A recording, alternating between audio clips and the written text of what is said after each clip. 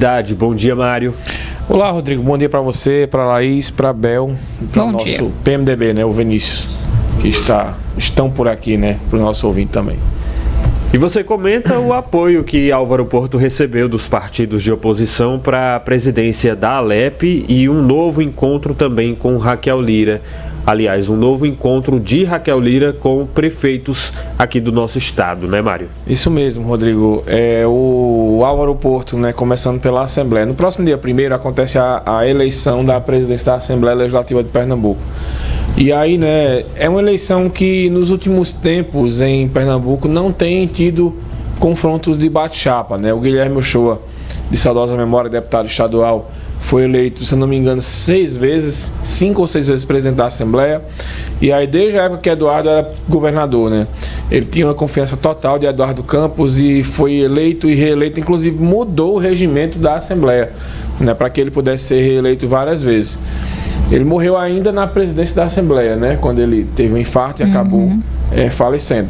Depois, na sequência, né, sem oposições, o Heriberto Medeiros acabou, era o vice-presidente, assumiu, foi um gestor que ficou marcado, né, pela maneira de dialogar e de conversar com os deputados, né, ter facilidade muito grande e com todos os deputados, também com a imprensa e com o governo do estado, né, aliado de primeira ordem do governador Paulo Câmara, e termina o mandato dele no próximo dia 31, né, de janeiro, mas vai sair porque foi eleito deputado federal. O filho dele, né, Heriberto Medeiros Filho, né, que é vereador do Recife, foi eleito deputado estadual, assume a vaga dele, mas não vai pleitear nenhum cargo lá importante na Assembleia. Vai chegar para se inteirar como é que faz e tal.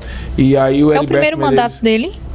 Do filho do Heriberto? De vereador, De deputado? Ele vai para deputado agora, né? Vereador do Recife. E a mãe dele é prefeita aqui de Cumaru, né? Que é Mariana Medeiros. Então, Heriberto, ele acabou sendo eleito deputado federal, o filho vai para a vaga dele. E Álvaro Porto, né, é um deputado experiente, foi um dos primeiros que declarou apoio a Raquel Lira lá no primeiro turno ainda, no PSTB. Então, foi um deputado que construiu a candidatura dele sem precisar da interferência do governo do estado. E a governadora garantiu que não ia, né, participar de tentar influenciar a eleição na mesa diretora e deixou os deputados à vontade. E eu acho isso bacana, sabe? Porque eu acho que a eleição de legislativo ela deve ficar por conta do legislativo. Não tem que estar o executivo, né, tentando influenciar ou se intrometer nessa história.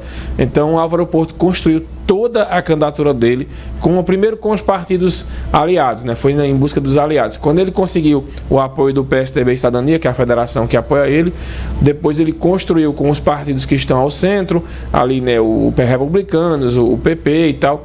E ontem, né, o PT, o PCdoB, o PV e o PSOL, né, declararam aí apoio à candidatura de Álvaro Porto. Então ele chega, né, para dia 1º com o nome consolidado, sem oposição praticamente, não vai ter bate-chapa. Falava-se que o Antônio Moraes poderia ser candidato aí a presidente da Assembleia, mas eu acho que ele não vai ser candidato para perder, né? De repente é melhor ele evitar o bate-chapa e não levar uma goleada, né? Porque vai ser um massacre de votos aí. Álvaro Porto é um deputado que é bastante experiente, já foi prefeito de Quipapá, o filho dele hoje é prefeito de Quipapá, é o Alvinho, né, prefeito de lá.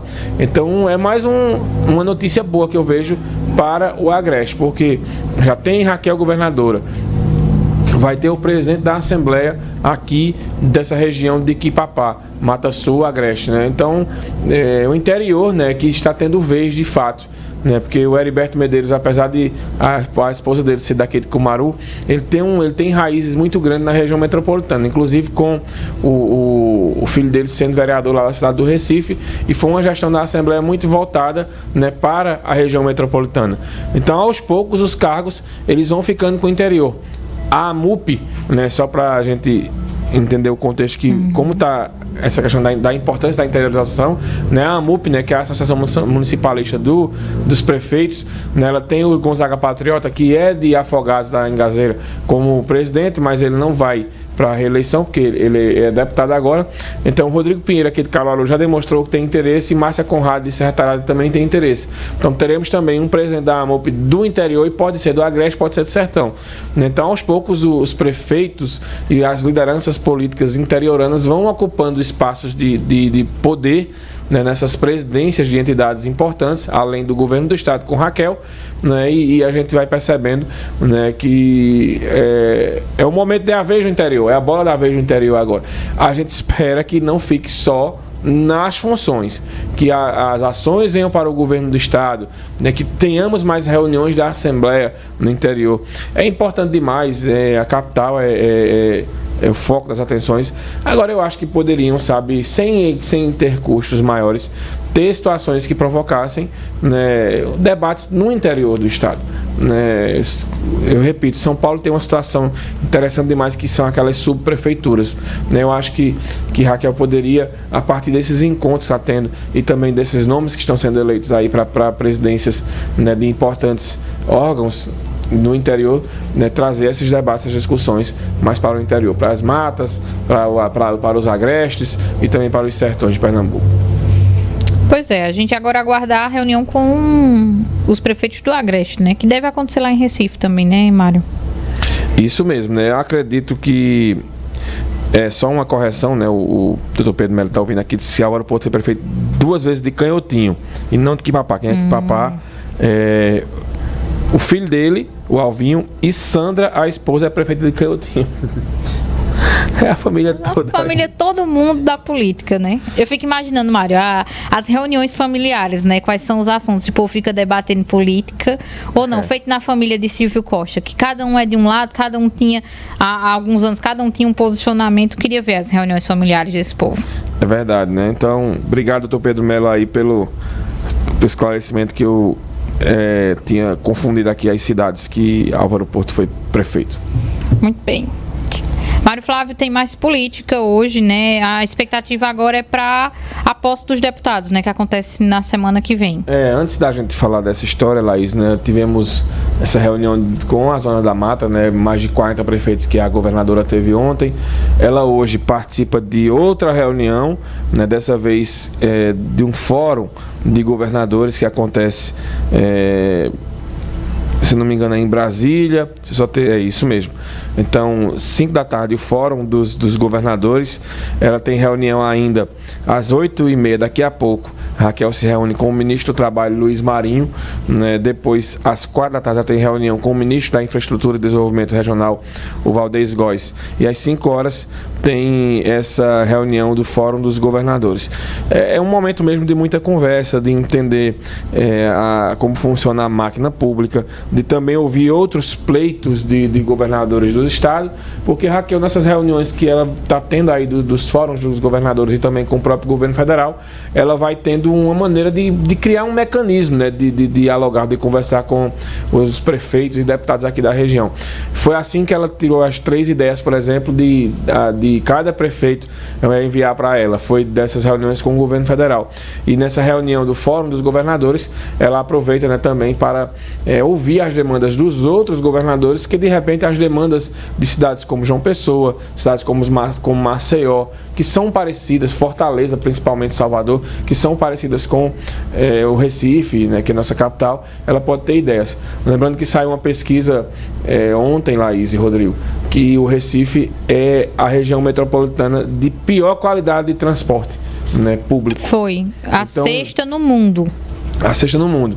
Então, com certeza, esse arco metropolitano tem que sair do papel. Os hospitais regionais novos têm que sair do papel. Porque investimento em saúde no interior evita que o paciente esteja indo todos os dias para o Recife, né, e aí congestiona ainda mais aquele caos que acontece lá no Recife. Entregar o Hospital da Mulher, ou descentraliza isso, o Hospital da Mulher aqui em Caruaru, ou descentraliza o governo para o interior do estado, ou a gente não melhora aquela questão, principalmente da mobilidade lá no Recife, né? A triplicação, eu recentemente fui ao Recife, a parte indo ao Recife, ela já está bem adiantada, já está com uma parte pronta, você chega sem problemas. Agora a parte da saída, né, ainda está aquele caos. A gente foi fazer o jogo Central e Retrô lá no Arruda semana passada, né, há 15 dias, e na volta o aplicativo que dá o GPS, mapa, né? Que é o Waze, ele deu um caminho